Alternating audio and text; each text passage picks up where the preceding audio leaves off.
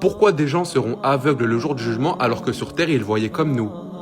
Parce que sur Terre, il y avait tous les signes qui étaient devant eux, mais eux, ils faisaient les aveugles sur Terre. C'est-à-dire, malgré qu'ils voyaient les signes, ils y croyaient pas. Du coup, Allah, il les mettra aveugles le jour de la résurrection. Parmi une des choses qui est effrayante le jour du jugement, il y a le fait que certains seront ressuscités, non pas avec le corps qu'ils ont maintenant, mais de manière complètement humiliante. Si tu sais comment d'autres encore seront ressuscités, tu peux les écrire en commentaire, et tu peux cliquer sur le lien de la bonne de mes réseaux pour participer à un quiz afin de tester tes connaissances en islam. Et pour les gens sur YouTube, il suffit simplement de cliquer sur le lien qu'il y a en cliquant sur mon profil. Il y a un cas particulier qui moi personnellement me touche beaucoup.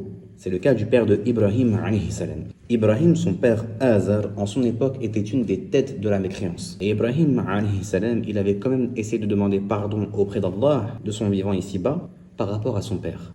قال سلام عليك سأستغفر لك ربي إنه كان بي حفيا. Le jour du jugement, Ibrahim alayhi salam, il verra son père être ressuscité avec de la noirceur sur le visage. Et il ira voir son père et lui dira: ne t'avais-je pas demandé de ne pas désobéir ici-bas? Et son père lui dira: aujourd'hui, je ne désobéirai plus. Ibrahim alayhi salam ira donc voir Allah et lui dira: oh Allah, je t'ai demandé de ne pas m'humilier le jour où tu les ressusciterais. Et quelle plus grande humiliation que de voir mon père dans cet état. Mais ce jour-là, la foi de chacun ne servira plus à rien.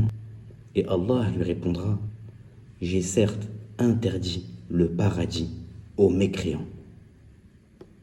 Il demandera alors à Ibrahim de se retourner et Ibrahim verra son père être transformé en un animal. Dans certaines versions du hadith, il est rapporté que c'est une hyène immaculée de sang. Les anges la prendront par les pattes et la jetteront en enfer.